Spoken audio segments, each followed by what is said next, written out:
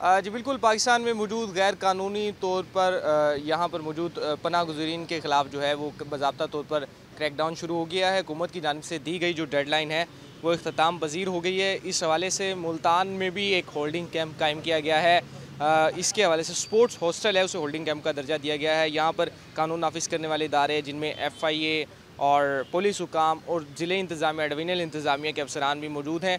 ये वो पॉइंट है जहाँ पर तमाम जो अफराद हैं उन्हें यहाँ पर लाया जाएगा। उनकी बाज़ाब्ता तौर पर मोबाइल रजिस्ट्रेशन नादरा की वैन है उसके ज़रिए उन्हें रजिस्टर किया जाएगा और फिर उनको बाज़ाब्ता तौर पर अपने जो उनके आबाई मुल्क हैं वहाँ पर रवाना किया जाएगा। डिप्टी डायरेक्टर FIA हमारे साथ मौजूद हैं जो FIA के हवाले से तमाम अमूर यहाँ पर देख रहे हैं। सर, क्या कहेंगे, किस तरह से इस अमल को यकीनी बना रहे हैं और किस तरह से उनकी वापसी को यकीनी बनाया जाएगा?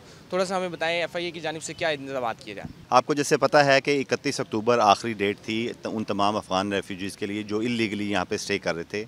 कुछ लोग वॉलंटरीली चले भी गए। अब जो लोग यहाँ पे रह गए हैं उनको इस होल्डिंग कैंप में ला के उनका डेटा कैप्चर किया जाएगा, यानी फिंगरप्रिंट्स। ये सॉफ्टवेयर नादरा ने प्रिपेयर किया है। इसमें हम इनका रिकॉर्ड, परमानेंट रिकॉर्ड हमारे पास रहेगा और फिर यहाँ पे जब ये फॉर्मेलिटी पूरी हो जाएगी तो उन्हें नज़दीक तरीन जो बॉर्डर है वहाँ पे अफ़गान हुकाम के हवाले कर दिया जाएगा ट्रांसपोर्ट करके।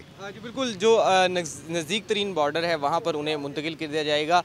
इस हवाले से तमाम तर जो इंतज़ामात हैं वो मुकम्मल कर दिए गए हैं। होल्डिंग कैंप की अगर बात की जाए तो ज़िला मुल्तान का जो डाटा तैयार किया गया है उसके मुताबिक 315 के करीब जो बाशिंदे हैं गैर मुल्की, उनका डाटा बाज़ाब्ता तौर पर तैयार किया गया है और उसके बाद उन तमाम लोगों को जो स्पोर्ट्स कॉम्प्लेक्स मुल्तान का स्पोर्ट्स हॉस्टल है वहाँ पर मुंतकिल किया जाएगा और उसके बाद उन्हें उनके अपाई मुल्क रवाना किया जाएगा। जी।